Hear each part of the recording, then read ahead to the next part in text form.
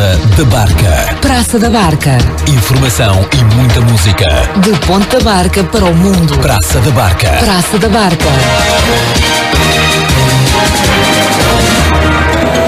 Muito boa tarde, sejam bem-vindos a mais um Praça da Barca, terça-feira, 26 de dezembro de 2017, na ressaca de mais uma noite de Natal, 12 horas e 5 minutos na sua Barca FM, hoje com a companhia de Ângelo Cardoso, não é assim? Muito boa tarde, Nuno, boa tarde também a todos os ouvintes, um ótimo Natal para todos, espero que tenham estado todos em família e em paz e saúde, que é o que se deseja. Hoje, realmente, obrigado por teres aceito este nosso convite, o meu desafio. Temos aqui um amigo que trouxemos para a hora de almoço, um amigo da Barca FM, da rádio, e ele que está prestes a lançar e a mostrar ao público mais uma das suas criações.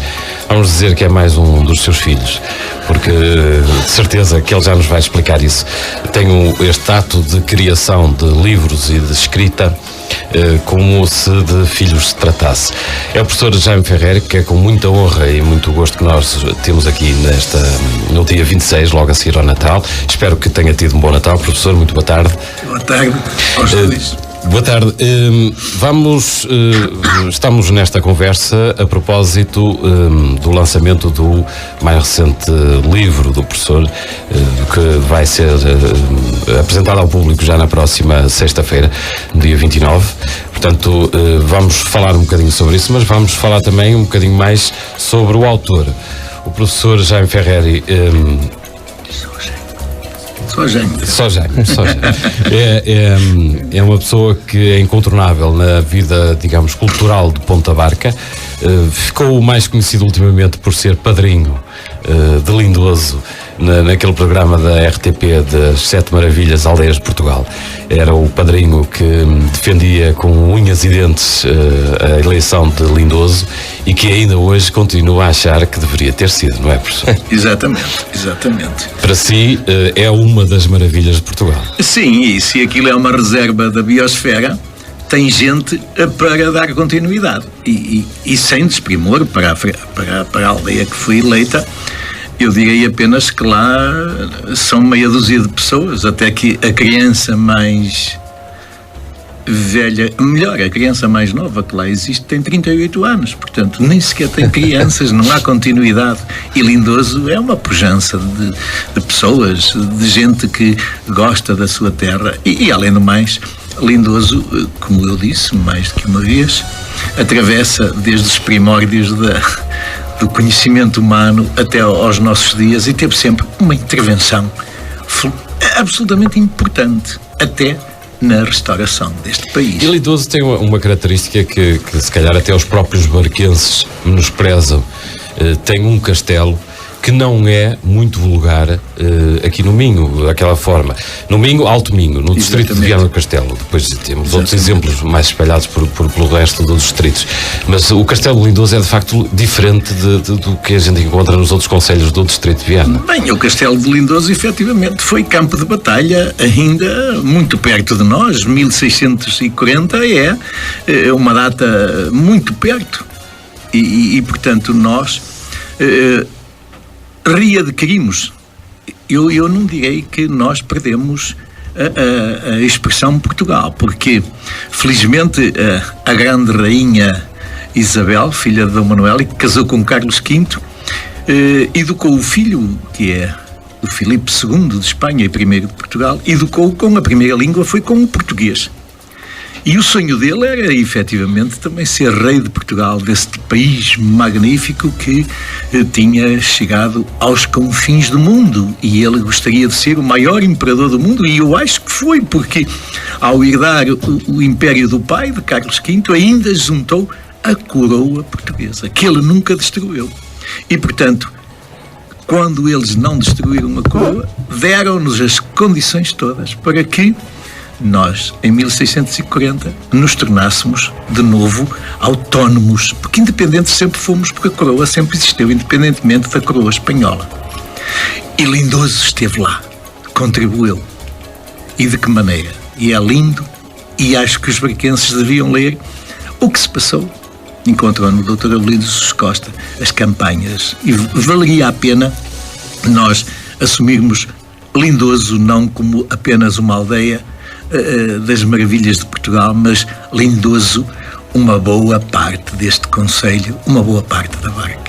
Já deu para perceber, Nuno e os nossos ouvintes, que o professor gosta deste jogo de palavras. As palavras todas têm significado para ele. Exatamente. Não as usa de uma forma aleatória. Utiliza as palavras que quer, precisamente no sítio em que as quer e da intenção e significado que elas deverão ter. É esse jogo de palavras que ele tem feito ao longo dos anos. Nuno, pedi a tua ajuda só para relembrares as obras que o professor já escreveu até hoje. Exatamente, e se não nos falha nenhuma, em 1986 o professor editou O Cabrito Montes, uma novela. Também em 1992 Fizeram de Mim Soldado, um romance. Depois também um romance, Os Homens Também Invernam, em 1995. Crónicas Desalinhadas, um livro de crónicas em 2005, e ainda em 2005 também o professor virou-se para a poesia com o livro O Pecúlio. É assim, não é, professor? Exatamente. Não nos falta nada. E lá está, Ângelo, vários tipos de escrita, quer romances, quer crónicas, quer também a poesia. É um escritor multifacetado também. Exatamente, e acho que é isso que deveríamos agora centrar a nossa atenção e dar a conhecer aos ouvintes quem é, afinal, Jaime Ferrer. Ele nasceu em 1946, em Bravães, aqui em Ponta Barca. E há uma coisa engraçada, aqui uma frase que está também que vai estar no livro que vai ser lançado, A Minha Filha Inês, assim se chama, e que diz: sempre gostou de enlaçar sementes, algoritmos e palavras. São coisas muito diversas. Temos aqui o homem agrícola do campo, que sabe das coisas da terra, algoritmos que nos leva até às matemáticas, que nos leva à ciência e à lógica profunda, e depois as palavras, que, conforme eu disse, o professor gosta de as utilizar com o significado exato que elas têm, não é? Exatamente. E eu pergunto-lhe como é que consegue ter estas facetas todas. Como é que alguém que vive com a natureza, com as lides do campo, que aprendeu a arte da agricultura e das estações do ano, depois ganha interesse pela ciência e acaba com as palavras para juntar isto tudo? Como é que foi, professor? Bem, isto, antes de mais, é preciso ter a sorte de ter nascido naquela mátria. Todos nós temos a ideia da noção de pátria, mas às vezes a pátria até merece que lhe chamemos com um P minúsculo. Nem sempre merece. Enquanto que mátria será sempre de M maiúsculo. E a minha sorte foi ter nascido ali num ninho que a Serra do Soajo, a Serra Amarela, a Serra do Oural e, digamos, a reserva da Cruz Vermelha em frente, da Cruz Vermelha de Coura, encerram. Quer dizer, eu desde pequenino tinha sempre ao longe um horizonte enorme e portanto fui, por assim dizer, com este horizonte, foi precisamente com este ninho extraordinário da mátria onde nasci que eu aprendi a sonhar. E, como sabem, podem-nos tirar tudo, mas os sonhos, quando os cultivamos, ninguém nos os tira. E dos sonhos e de toda a viagem que se consegue fazer com esses sonhos, como é que vai à ciência? Como é que vai às matemáticas? Aí é o trabalho. Aí é o grande trabalho. As pessoas têm um bocadinho a ideia de dizer: mas isso, escrever, qualquer um escreve. Dominar os números, qualquer um. E eu digo sim, desde que tenham como amantes, porque isto chama-se mesmo amante, tenham por amantes os livros. Porque para escrever é preciso, antes de mais nada, ler não sei quantas vezes mais se tem de ler para que possamos escrever alguma coisinha de jeito. Para que consigamos dominar a palavra. A palavra é esquiva. E é lançada pela boca fora, mas eu aprendi de pequenino uma coisa fantástica. Nós temos 2 orifícios no nariz para cheirar, e o cheiro é extremamente importante. Temos 10 dedos com que tateamos, temos 2 ouvidos para ouvir, temos uma boca para engolir, mas também a mesma boca que engole é a única, no meio de tantos que recebem, a única que deita cá para fora. E há tanta gente desbocada que não pensa o que diz, melhor, que nem sabe o que diz. Os que não sabem, eu tenho a argúcia e uma certa sageza de descobrir os que são ignorantes. Porque quando eu digo este ignorante, digo muitas vezes da pessoa que não teve sequer hipóteses de aprender a gostar como eu aprendi. Agora há um grupo que me aborrece muito. São os que têm a mania que sabem e são verdadeiros analfabetos. É um parênteses que eu gostava de fazer na nossa conversa, não perdendo depois o raciocínio.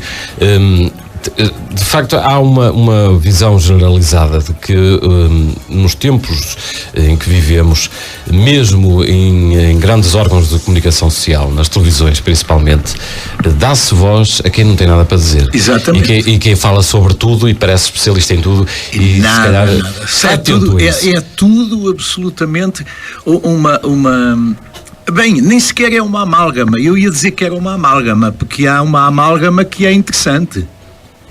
Por exemplo, os que utilizam essa sabedoria em amálgama deveriam saber que a amálgama é a componente química que se coloca por trás de um vidro e que dá para a gente se ver ao espelho.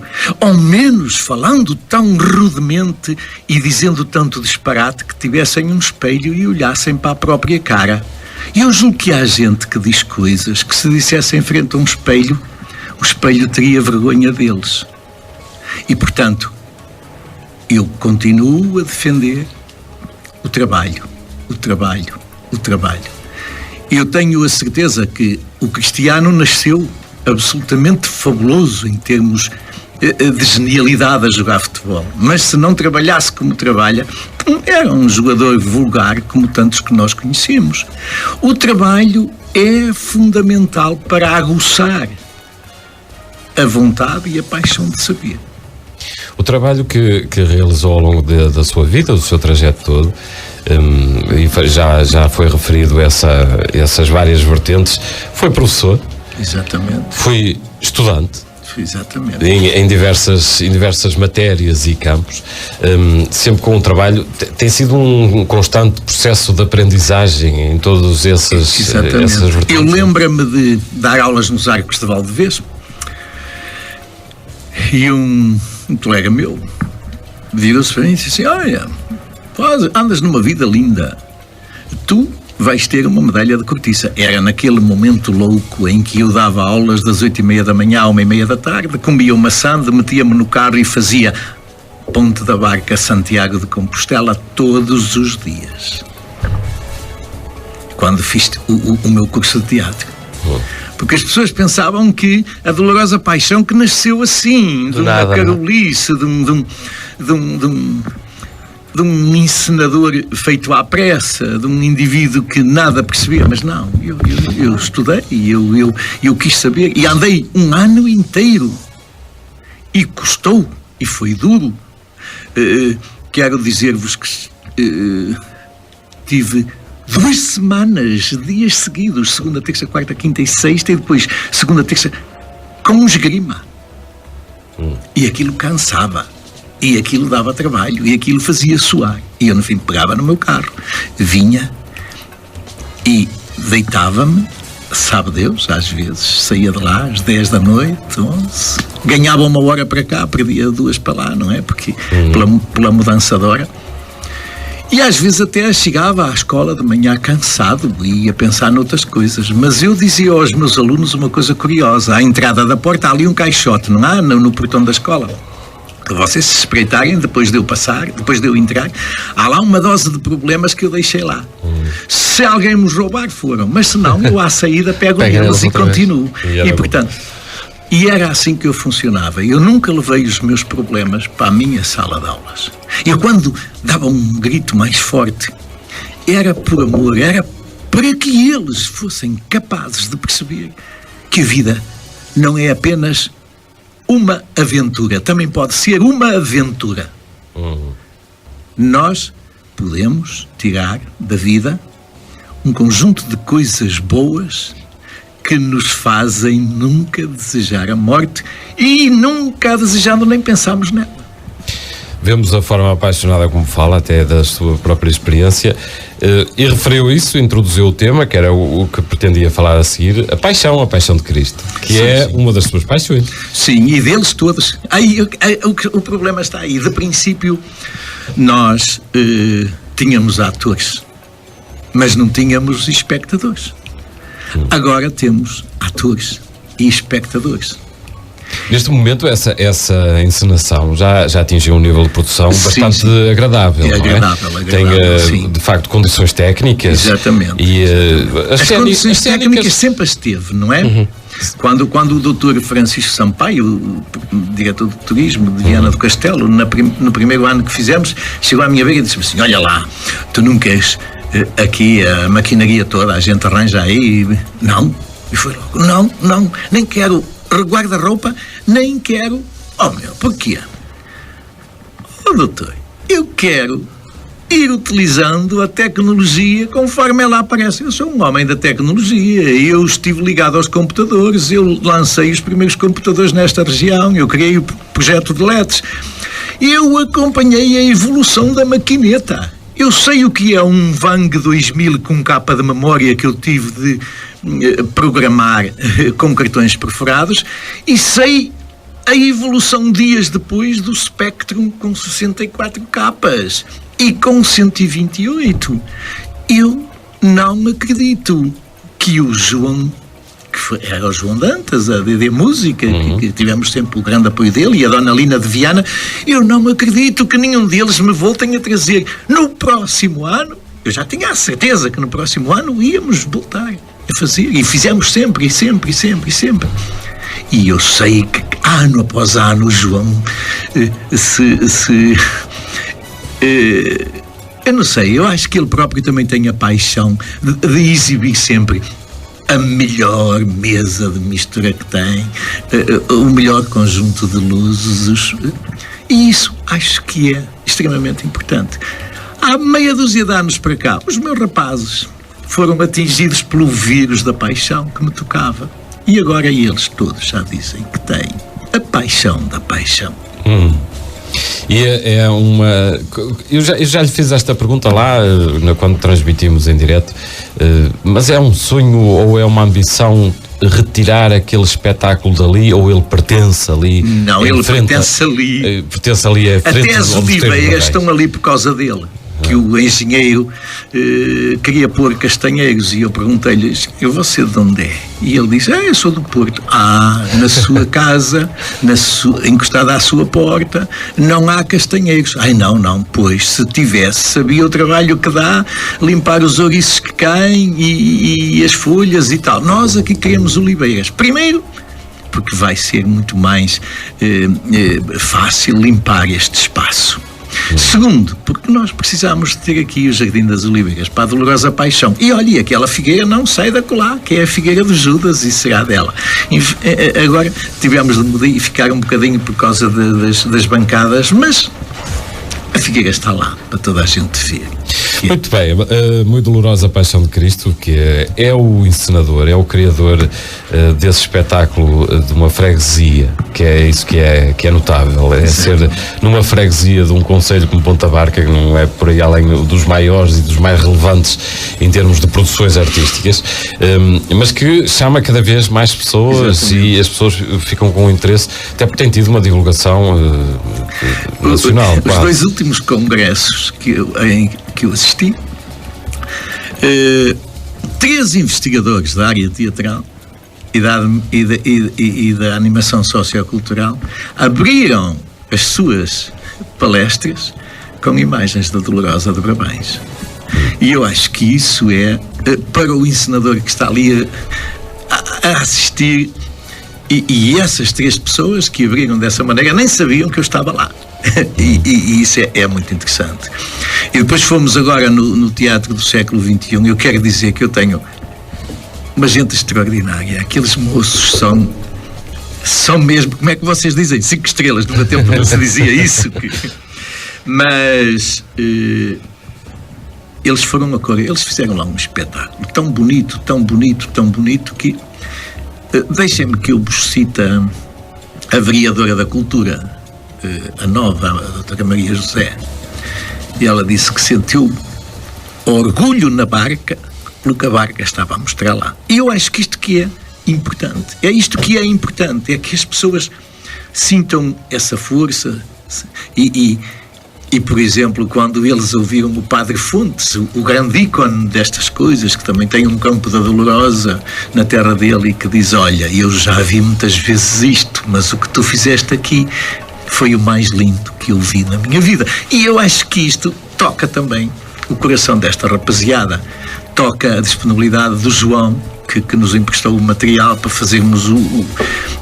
fazermos o alto dos pastores, que é uma coisinha diferente, e toca-me até a Dona Lina. Deixem-me dizer isto, comigo não há publicidade, vocês sabem que eu não preciso dessas coisas e para mim não há publicidade, escusam de estar com histórias, para mim serve, seja profissional ou seja, para mim o que eu sei que eu sei que faço teatro, eu não faço teatro amador.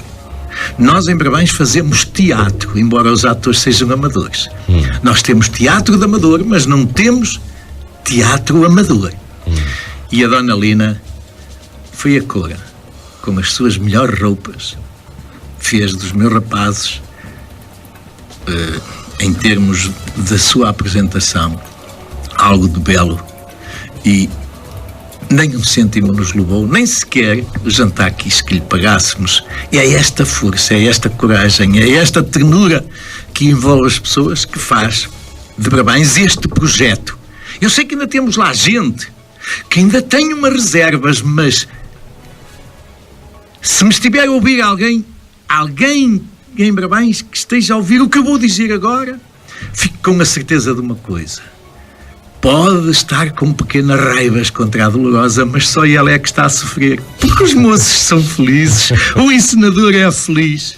O encenador passou por uma experiência muito difícil nos últimos anos da vida dele e cresceu tanto, que quem julga que me conhece está enganado. Em 2009 eu era um homem, depois de ter de lutar contra o próprio Estado por uma injustiça brutal. Este homem transformou-se noutro, não tem qualquer necessidade de se vingar de nada, nem de ninguém, porque ele teve uma vitória sobre si mesmo e não foi capaz de reagir com sangue quente, de fazer aquilo que qualquer outro faria. Essa vitória, essa luta e esse novo homem que referiu, foi daí que surgiu a minha filha Inês? Foi dessa nova visão? É um homem novo, é um homem. Eu procurei que as personagens deste livro, então as mulheres que aí vêm e os dois homens principais, embora haja um homem tão simples, que tem um ato de amor tão grande por uma filha, tão grande, que eu julgo que há tanto doutorado, tanta gente que para ser conhecida mostra o canudo que possui, porque não tem nome que chegue, que vai ter inveja dessa personagem. Ora, vamos então ouvir, melhor dizendo, um pequeno resumo, ou o que é que será esta obra, e depois já nos vai explicar. Sim, exatamente.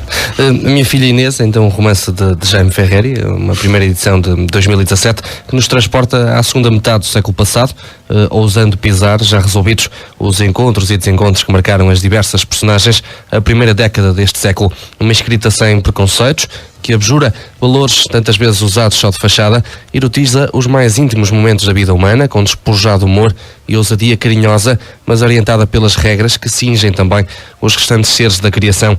É um livro dedicado à mulher, como expressão do coletivo feminino que o autor define, aborda o passado recente em ditadura, a guerra colonial, a liberdade que chegava a galopes de loucura por tantos freios sonegada, por ele perpassa a ternura e o amor que deve polir o ainda rude patriarca incapaz por vã tentativa de destronar a deusa mãe, que sobrevive nesta mátria, nas formas da mãe natureza e no coração de matriz céltica que muitos homens receberam por idoconologia.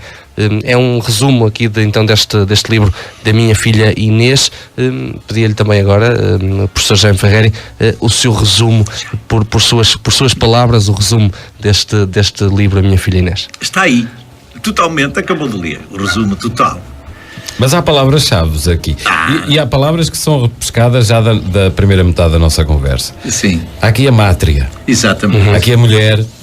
E depois há aqui outras palavras como... A edukogenia, por exemplo. A edukogenia. A edukogenia é, digamos, uma forma de nós nos definirmos. A educo é a parte que recebemos dos nossos pais, da ligação com os nossos irmãos, da ligação com os nossos amigos, com os nossos familiares, mas também com os cheiros da terra onde nascemos, com o cheiro da sardinha que assa, do cheiro da carninha de porco, do cheiro da couve, do cheiro do feijão. Os cheiros. E não só os sabores. Nós não somos apenas sabor, também somos cheiro. E ainda, simultaneamente, aquilo que vamos aprendendo com a mãe natureza. E eu digo que há aqui a forma feminina. A nossa serra é de formas femininas, o homem não tem mamas. E se olharmos para o Pico dos Montes, se alguém olhar aqueles 2 poemas meus sobre da Nóbrega, já agora deixem-me dizer-vos uma coisa, é que essa história de se falar de a Nóbrega, de Nóbrega, não tem nada a ver. O verdadeiro nome é da Nóbrega, tudo junto, da Nóbrega, Dan, rio, porque An é água, rio, e briga é o castro do rio. Para os célticos, o Limei era o rio sagrado. Portanto, o castro estava lá protegendo o rio, e do rio se chegava... E portanto, tudo isto faz parte da tal Educo. E depois há, efetivamente, a genia. A genia, como sabem, é diferente de cada um de nós. Ou seja, nenhum de nós tem, por exemplo, uma verdade que é absolutamente insufismável. Ninguém consegue ter a mesma impressão digital no indicador direito que eu tenho. É o que nos faz únicos. Além de me marcar, também define este homem que vai deixando a sua pegada. E o desafio que eu faço aqui a quem nos ouve é que sejam simples, nem que seja a trabalhar um campo, nem que seja a plantar umas couves, mas sejam simples no que fazem e deixarão a vossa pegada na terra. Porque esta terra do século XXI, é o fruto de tantas pegadas anónimas que se foram colocando por aí. Agora, Bravães tem a hipótese de nos dar um conjunto de coisas novas. É por isso que edukogenia em Bravães não é a mesma edukogenia de outra terra. E isso é por isso que eu gostaria de definir o homem feito pela educação, pelo ambiente e pelos genes que herdou dos seus pais. E isso está no livro. Está no livro. E o personagem principal? E há uma mulher, a mulher mães mulher. A mulher que tocou o personagem principal de uma forma avassaladora, que lhe deu o maior amor e o maior sofrimento. Esta mulher é definida não só como uma escultura deificada, mas fundamentalmente com uma cabeça poderosíssima. Uma mulher de uma inteligência fantástica e de uma avidez de sabedoria. Vocês vão encontrá-la, mas eu não posso dizer. Vão à procura dela. E é necessário. Um livro que vai ser apresentado na próxima sexta-feira não pode ter palavras a não ser as que vêm na contracapa, lá um bocadinho da história do meu personagem quando é pequenino, não é? Mas de resto, estou nas vossas mãos, continuem. Esta época da segunda metade do século passado, a escolha por esta época depende por algum motivo especial, sabendo de antemão, obviamente, que é uma época riquíssima também da nossa história, não é? Pelo principal, sabe que a minha geração fez a guerra contra a vontade, fez a revolução, viveu em ditadura, assistiu à prisão dos pais, não todos, mas estou a falar em termos do coletivo, assistiu à prisão dos pais, à polícia que chegava e que levava, e que depois passavam anos sem saber se estava vivo, se estava morto, em alguns casos era assim, e depois chegou à explosão da liberdade. E essa explosão da liberdade é qualquer coisa de especial, é qualquer coisa que as pessoas não sonham, é preciso ter-se vivido esse tempo para se perceber. Deixem-me lembrar-vos aqui um grande senhor da literatura portuguesa, o Miguel Torga, estava em Coimbra e dizia a um dos velhos amigos: tu vês, olha aquele ali a bater naquele carro, a chamar fascista ao dono, nós nunca o vimos em nenhum sítio onde fosse preciso lutar pela liberdade. Agora todos são valentes, todos são fanfarrões. E é verdade, isto era verdade. Ora, toda esta forma de ter quase a sorte de ter vivido assim é importante. Eu, por exemplo, eu quero dizer-vos que saltei da Idade Média à Idade Ultramoderna. Quer dizer, um homem como eu, que quando nasce só havia vacas a labrar na roda, nos meus avós, eram 4 juntas de gado que labravam os 3 campos da erva, sempre no dia 20 de maio, que era quando a minha tia fazia anos, só ao domingo ou ao sábado, mas ao sábado faziam, ao domingo é que não, mas era sempre em função disso, e eram juntas de gado. Era o cesto de bacalhau, era a broa, era o garrafão de vinho. E num instante, quase que eu não dava por ela, que o tempo passava por mim, surge o primeiro trator, e o segundo, e o terceiro, e por aí fora, e mecaniza-se tudo.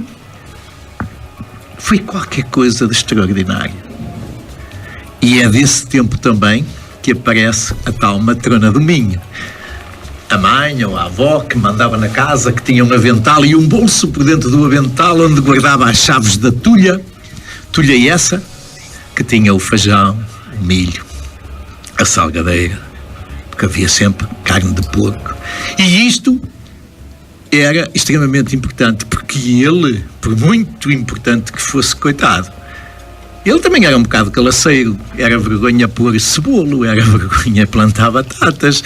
Quer dizer, as mulheres é que tinham de fazer esse trabalho todo.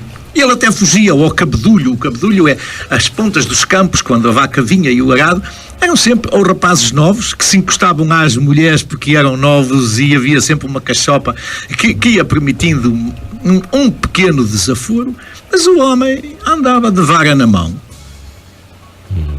a picar as vacas. Pouco mais fazia. Depois podava, tinha o vinho, então tinha o vinho, as vacas e os vitelos. Nem o leite era dele, o leite era da mulher.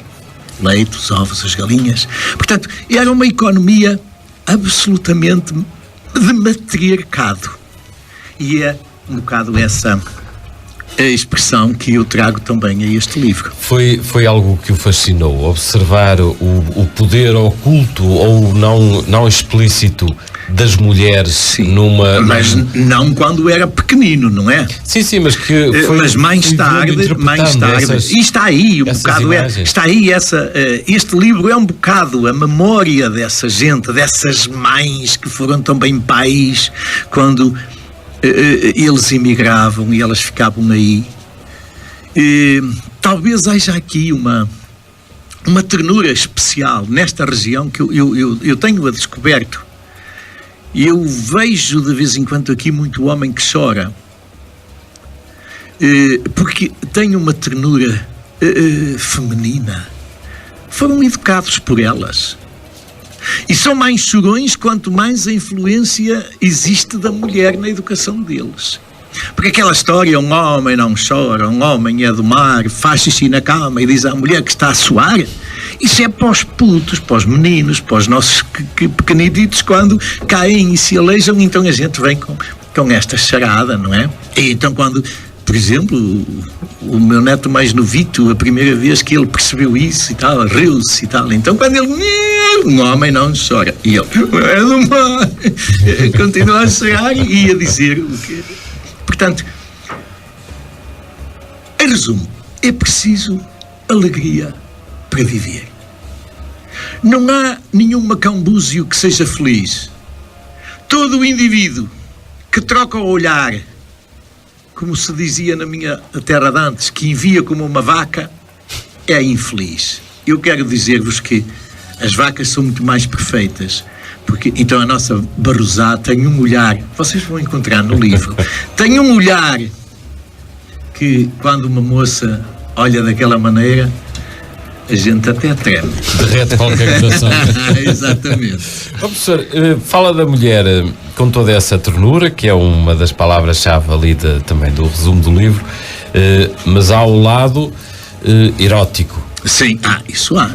Ao lado da mulher como fonte de desejo. Então diga-me lá, então um personagem, um homem extraordinário que encontra, por exemplo, a tal que eu falei há pouco, a tal mulher que é, em termos físicos, como que uma deusa, que é em termos mentais de uma sabedoria extrema. Ele tem de amar com erotismo, mas com ternura de palavra. Essa história de colocar palavrões e não sei o que é nos livros, eu acho que isso já não tem piada nenhuma. Teve piada ali logo após o 25 de Abril, que havia indivíduos que escreviam e diziam assim, eu agora já posso dizer palavrões no meu livro. Neste meu livro não há palavrões. Onde é que encontrou o equilíbrio? O que é que tentou transmitir entre o que é descrever o erotismo, mas sem cair precisamente nesses palavrões, nesse brasileirismo, se calhar? A maior parte das pessoas esquecem-se que o erotismo existe em todo o corpo. No pé que se encosta ao pé. Na perna que se encosta à perna. Nos 10 dedos táteis que existem nas mãos do homem. Eu quero dizer-vos que se amamos alguém, nós passamos os nossos dedos no corpo de quem amamos e sabemos que aquele é o tal corpo. Os nossos dedos veem. Não é preciso nós usarmos o palavrão. Às vezes o silêncio é muito mais terno. É precisamente por causa dessa conjugação da ternura. Amar de forma terna, exatamente. Erotizar de forma terna. Sim, sim, tudo isso. Portanto, tudo ligado à volta da imagem e da figura da mulher. Tanto que haverá também uma relação entre um homem e uma mulher e dois animais, um macho e uma fêmea. E garanto-vos que será uma coisa extraordinária encontrar esse tipo de relação que muita gente imagina que os bichos são os bichos, mas eu agora queria dizer, vou contar-vos uma coisa que não vem no livro, porque este livro haverá, porque por ser contado em primeira pessoa, muita gente a dizer, aí vai e tal, isto é a vida dele e tal. Pois não é. Primeiro, a começar, eu não tenho nenhuma filha chamada Inês. Não sou filho de um oficial de polícia, portanto, há uma dose de coisas, mas fora isso. Por exemplo, no amor, eu escusava de estar a dizer o que vos vou contar aqui e plantava-o aí no livro. E toda a gente julgaria que era ficção. Eu tinha um cavalo em Bravães, o Exar, que era um cavalo extraordinário, um lusitano puro, onde de vez em quando corrávamos éguas. Iam lá éguas e acorrávamos as éguas. Um belo dia, tinha lá o turismo, estava lá um senhor com 3 filhos. Melhor, um menino e 2 filhas. Mas a idade dos meninos andava entre os 5 e os 10 anos. E eles estavam ali na brincadeira e tal, e eu tinha de fazer uma determinada coisa. Era exatamente acorrar o meu cavalo à égua. E fui ter com ele, que era um cidadão de Lisboa. Que pena se ele me ouvisse, ele deveria ficar contente porque me tocou de uma forma extrema. E eu cheguei e disse ao Sr. Touro: vai-me desculpar, mas eu vou ter de fazer isto e isto e isto e isto e isto. Se o senhor não se importasse, subia à sala de jantar com os seus meninos, que logo que isto esteja pronto, depois eles já vinham. E vai fazer o quê? E eu expliquei-lhe: olha, eu nunca imaginei que os meus filhos iam ter a felicidade de ver o que eu nunca consegui ver. Não se importa que eles assistam. Eu não me importo. Eu não me importo. E então o senhor preparou os filhos para o que se ia passar. E aquelas 3 crianças, absolutamente em êxtase, estavam ali a ver como é que um animal, como é que um cavalo ia fazer um filhinho. Portanto, eu encostei o cavalo era realmente de uma meiguice enorme, e no fim, não sei se já assistiram alguma vez, mas aquele meu lusitano, e é assim com a grande maioria, um cavalo de raça, é mesmo um cavalo de raça até nisso, e eu acho que também faz amor. Ele no fim geme e encosta assim a cabeça para a frente, e a égua veio para trás e deu-lhe como que um beijo. Encostaram. E o senhor a explicar isto e disse: vêem como é que um animal até tem ternura, até parece uma pessoa. E a menina mais velha disse: pois é, pai, até lhe deu um beijinho. Portanto, esta história é só para vos dizer que muitas vezes nós temos os olhos abertos, mas somos cegos. Eu sou um homem muito curioso. Eu estou sempre a reparar no que me rodeia. Aprendi a aprender também com os olhos. Tem sido uma constante desta conversa. O professor apela aos sentidos todos. Totalmente. Não é?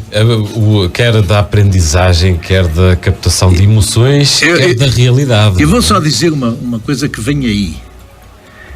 Ele perde o sentido nos sentidos. Quer dizer, eu acho que é necessário, muitas vezes, nós termos a consciência de que nós somos apenas parte deste mundo onde estamos. Nós somos elemento individual. Falta-nos um bocado a sabedoria de imaginar que cada homem, o Nuno que está ali, o Ângelo que está ali, aquele, o senhor Veloso. O senhor Veloso, que é outra pessoa, mas que eu que sou outra pessoa, mas que neste instante 1, 2, 3, 4 indivíduos, 4 seres individuais se juntaram, estão aqui a fazer um coletivo que presumivelmente será muito bonito ouvido lá fora.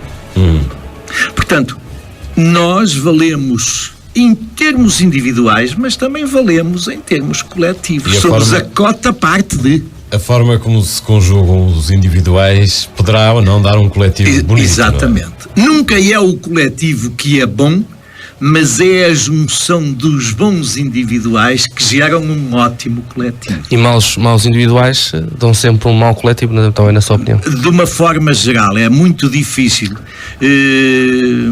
Repare, dou-vos só um exemplo: o Daesh, todos juntos o que eles não são.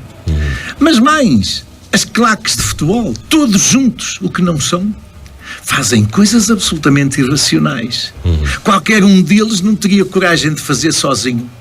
Mas passemos agora para aqui, para uma manifestação espontânea que, entre aspas, chamada espontânea ou uma coisa dessa. Mas em que as pessoas, um chama nome e o outro chama e o outro diz e bata-se e atire-se. E é assim que funciona tudo. A reação em cadeia. A reação em cadeia é como que o despertar do menos bom que existe em nós. Não é? Eu gosto de valorizar exatamente o individual por isso. E quero aqui deixar também isto. Nem vale a pena ninguém viver da inveja, da má língua. O grande Tomás de Figueiredo tem na Toca do Lobo uma história fantástica. A Rosaira é uma personagem do livro de Tomás de Figueiredo. Passava a vida a falar das moças e o Mata-Leões virava-se para o Tomás de Figueiredo e dizia: menino, ela está a falar assim, mas em São Médez já canta o cuco. Portanto, o que ele queria dizer é que, afinal de contas, o cantar o cuco, se canta o cuco, curiosamente, que é ao contrário do que devia ser, não é? Porque o cuco é que põe os ovos nos ninhos dos outros e os homens, quando os comparam a cucos, é exatamente ao contrário, não é? Mas uma das coisas que ele a seguir disse: mas o padre Quintela, que curiosamente está sepultado ali no primeiro sepulcro do cemitério da Barca, mas o padre Quintela confessou a Rosaira, e quando, mulher, tu dizes que passas a ver, senhor padre, é uma língua que eu tenho assim, mas olha, tu não podes continuar a falar mal destas mulheres. E então diz o Mata-Leões ao menino, ela estava a confessar-se e disse: senhor padre, qual vai ser a penitência que me vai dar? Sejam os roseiros que for, até são do meu nome, eu rezo. Fica descansada que eu já te digo. Então no fim, condenou-a à seguinte curiosidade. Ela tinha, durante 9 domingos, 9, número sagrado também, uma novena de, durante 9 domingos seguidos, lavar a boca na pia da água benta. Acontece que o Mata-Leões dizia assim: menino, havia de vir. E ela, lap, parecia a minha Fina a beber no Ribeiro. Fina é famoso porque era uma cadela. Mata-Leões, faltava-lhe, entre aspas, a inteligência de pôr outro nome na cadela, então o Tomás escreve: Fina morta, Fina posta. Professor, o humor também está presente no livro. Está. É uma característica que nunca perdeu, mesmo tendo visto coisas horríveis. Eu acho que as histórias... O humor liga tudo. As histórias têm de ser... meu caro Ângelo e meu caro Nuno, se nós não somos capazes de nos rir, eu já não digo dos outros, digo de nós próprios, não prestamos para nada. E eu às vezes rio-me de mim mesmo. Digo assim: olha, coisa com piada e tal, hein? Mas é curioso. E isso ajuda-me. Eu aprendi a perceber o seguinte: um homem tem de vez em quando os percalços da vida e tem as quedas, mas cair é natural, porque o que faz o homem cair é uma coisa que o homem não domina, que é a gravidade da Terra, não é? A gravidade, se nós colocamos o eixo fora do ponto, nós caímos para a direita ou para a esquerda, conforme a inclinação, não é? Mas a queda é sempre natural. Agora, o levantar é sublime. E quando o homem aprende a levantar-se de cada queda que faz, ele está a ganhar-se a si próprio. Está a ser feliz por natureza. E acho que isto é uma coisa que muita gente esquece. Se cai, tenta logo passar uma rasteira ao outro para que o outro caia também. E o outro. Quanto mais caírem, e depois, em vez de dizer: eu consegui levantar-me, diz: eu fiz cair fulano e ciclano. Ele também caiu comigo. E isso acho que é um horror. Isso não cabe no meu livro. Isso não cabe na minha filha Inês. Finalmente, porque já deu para ver, isto, falar com o professor dava para estarmos aqui o dia todo. E é muito fácil conversar consigo.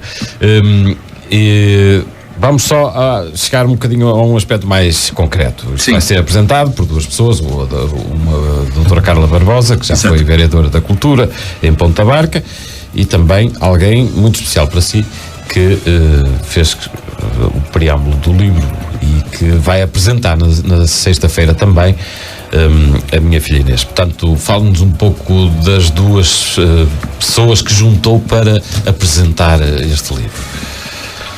Ora bem, não vão estar as duas juntas. A doutora Carla Barbosa vai apresentar o livro aqui em Ponta Barca. Exatamente. E depois a doutora Fátima Lobo, também outra mulher da Barca, outra senhora da Barca. As duas senhoras, para mim, são as duas senhoras da Barca em termos daquilo que mostraram, a obra que foram deixando e tal, e que escolhi. Não estou de forma nenhuma a dizer ou a excluir homens, que também há homens extraordinários na Barca, mas como o livro é dedicado à mulher, eu tipo de Fazia sentido. Fazia sentido. Então a doutora Carla Barbosa aqui na Barca. E depois a doutora Fátima Lobo na casa do professor em Braga. E será efetivamente a minha grande alegria, porque mal as contactei. Elas aceitaram imediatamente e acho que isso vai me dar um prazer enorme e vai fazer com que o meu livro venha, digamos, ao conhecimento do público por duas mentes esclarecidas e que não tem, como é que diz, não tem pejo, nem rancor, nem complexos de falsos valores para perceberem todo o encadeado, toda a trama que aparece neste livro. Professor, foi um prazer, um enorme prazer estar aqui consigo neste dia, logo a seguir ao Natal, a falarmos sobre a sua mais recente criação. Só rapidamente, mas vem mais. Sim. Há mais coisas já. Feito já. Há mais coisas. Para já é a minha filha Inês. Exatamente, é a minha filha Inês. E vai apresentá-la ao mundo na próxima sexta-feira. Sim. Aqui em Ponta Barca, na Casa da Cultura, às 21h30. Sim. Nós estaremos lá, certamente. Professor, ótimo, foi ótima esta conversa. Agradeço-lhe imenso. Já agora, deixe-me um pequenino. Força. Sim. O outro que vem, que era para ser primeiro, acabou por ser segundo, porque entretanto aconteceram coisas melhores na minha vida.